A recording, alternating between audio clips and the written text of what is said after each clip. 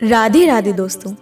जब हम श्री कृष्ण इस नाम को सुनते हैं तो कान्हा की मधुर बांसुरी और रासलीला भला किसे याद नहीं आ जाती। कृष्ण की रासलीला को लेकर बहुत से मिथक समाज में प्रचलित हैं। हमेशा से उन पर उंगलियां उठाने की कोशिशें की जाती हैं। यहाँ तक कि आज भी माना जाता है कि श्री कृष्ण जो रासलीला करते थे उसके पीछे का ना जाने क्या अर्थ था और अलग अलग अजीबोगरीब अर्थ निकाल लिए जाते हैं। पर श्री कृष्ण का रास सर्वाधिक पवित्र था। आज भी ये माना जाता है कि निधि वन में श्री राधे कृष्ण रास करते हैं। आज की इस वीडियो में हम बात करेंगे कि क्या थी कृष्ण की रासलीला की वास्तविकता, क्या होता था इस अद्भुत रासलीला में और क्या है इसका वास्तविक रस और इसके पीछे छुपा गूढ़ अर्थ जो केवल शुद्ध भक्तों को समझ में आ सकता है और किसी को नहीं। दोस्तों, श्रीमद् भागवतम के अनुसार श्री कृष्ण 8 वर्ष की आयु में रासलीला किया करते थे। ये रास खास तौर पर शरद पूर्णिमा की पूर्ण चंद्र रात्रि में किया जाता था। कृष्ण इस रास के लिए स्वयं को विशेष रूप से सजाते थे। मौसमी पुष्पों और मल्लिका के फूलों से कृष्ण त्रिकालदर्शी थे और सबके मन की बातें वो जानते थे। वो जानते थे कि विवाहित होने के बावजूद सभी गोपियां माँ कात्यायनी से श्री कृष्ण को अपने पति के रूप में मांगती थी। उनसे यही वरदान मांगती थी कि श्री कृष्ण उनके पति बन जाएं। वह श्री कृष्ण रास के माध्यम से गोपियों की यही इच्छा पूरा किया करते थे। शरद पूर्णिमा की पूर्ण चंद्र रात्रि में श्री कृष्ण स्वयं परम ब्रह्म है। उन्हें किसी भी प्रकार की संतुष्टि की लालसा नहीं होती। वो अपने ही विस्तार, और कई बार ऐसा बताया जाता है कि हमारी श्रीमती राधा रानी के विस्तार का रूप गोपियों की इच्छा को पूर्ण करने के लिए ऐसा करते थे। रही बात श्री कृष्ण के दृष्टिकोण की, तो उनके अनुसार तो उन्हें हर गोपी में अपनी श्री राधे दिखती थी। कृष्ण के द्वारा पूर्ण चंद्र रात्रि में वन के बीचों बीच मधुर बांसुरी बजाई जाती थी और कहा जाता है कि इसकी तान इतनी मधुर होती थी कि उसको सुनकर सभी गोपियां अपने घर का सारा काम, पति, परिवार, बच्चों का खाना पीना और जो भी वो कर रही होती थी सब कुछ छोड़कर तुरंत उसी समय श्री कृष्ण की ओर भागती थी। जो इस बात का प्रतीक है कि जब परमात्मा पुकारते हैं तो उसकी अंश जीवात्मा को सब कुछ त्याग कर उसकी ओर आना ही पड़ता है। कुछ गोपियां कृष्ण के पास जाने से पहले थोड़ा सा श्रृंगार करने का भी अक्सर प्रयास किया करती थी। प्रयास इसलिए क्योंकि उनके श्री कृष्ण से मिलने की बेचैनी और आकर्षण इतना होता था कि वो अक्सर ही अपने श्रृंगार को पूरा किए बिना ही और कई बार तो कपड़े भी उल्टे सीधे पहनकर श्री कृष्ण की ओर वन में भागती थी। कई बार क्योंकि गोपियों का विवाह हो चुका था तो उनके पति और पिता, पुत्र इत्यादि श्री कृष्ण के पास उन्हें जाने से रोकने के लिए कमरे में बंद कर देते थे।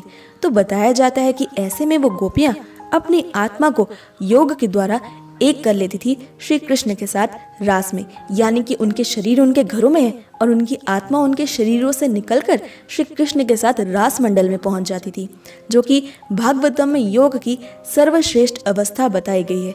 जब कृष्ण के पास गोपियां पहुंच जाती थी तो कई बार हमारे कान्हा उन्हें चिढ़ाने और उनके गुस्से से फूले मुख को देखने के लिए अनेक बातें किया करते थे, जैसे तुम्हें इतनी रात में इतने घने वन में जहाँ इतने भयंकर पशु हैं नहीं आना चाहिए।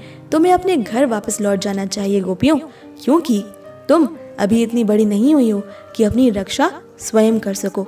ऐसी बातें सुनकर जब गोपियां गुस्से और आंसुओं से भर जाती तो वो श्री कृष्ण से उन्हें स्वीकार करने की प्रार्थना करने लगती। वो कहती कि हे श्री कृष्ण, हम सब कुछ त्याग कर आपके पास आए हैं। आप जानते हैं कि आप ही ने हमें बुलाया है। अब हमें स्वीकार करने की कृपा करें प्रभु। अब हमारे सब्र का इम्तिहान ना लें। और श्री कृष्ण मुस्कुराकर उनके साथ रास करना प्रारंभ कर देते हैं, जो इतना मधुर होता था कि देवता, गंधर्व आदि भी इस दृश्य को देखने के लिए ललायित रहते थे। वह उन पर फूल बरसाते थे। कृष्ण अनेक रूप लेकर प्रत्येक गोपी के साथ नृत्य करते थे। वह हर गोपी को लगता था कि कृष्ण केवल उन्हीं के साथ नृत्य कर रहे हैं। जब कृष्ण गोपियों को छूते तो वो आध्यात्मिक रूप से भरकर हर संसारिक बंधन और आकर्षण से मुक्त हो जाया करती थी, पवित्र हो जाया करती थी। वह कृष्ण उन्हें ऐसी अवस्था में देखकर बिल्कुल वैसे ही खुश होते थे जैसे कि कोई बच्चा आईने या शीशे में अपना ही प्रतिबिंब देखकर खुश होता है। ध्यान देने वाली बात यह है कि इस पूरे रास में हमें कहीं भी कामुकता या फिर सेक्सुअल फीलिंग देखने को नहीं मिलती। इस फीलिंग का अभाव है और एक अलग ही शांति और सुकून यहाँ पर व्याप्त है। ये केवल कृष्ण ही कर सकते हैं, क्योंकि वो परम भगवान है। और भागवतम के अनुसार उनके पास आकर तो काम और वासना जैसी भावनाएं भी अपने आप पवित्र और शांत हो जाती हैं, और वो भी निर्मलता में और श्री कृष्ण के प्रति प्रेम में परिवर्तित हो जाती हैं। अतः इसलिए श्री कृष्ण और गोपियों के मध्य का संबंध योग का सर्वोत्तम रूप बताया गया है। जब सभी गोपियां रास करके थक जाती थी तो कृष्ण उनके साथ यमुना में जल क्रीड़ा किया करते थे थकान उतारने के लिए। ये जल क्रीड़ा बेहद मनोरम होती थी और उसके बाद ब्रह्म मुहूर्त में गोपियों का जाने का समय हो जाता था।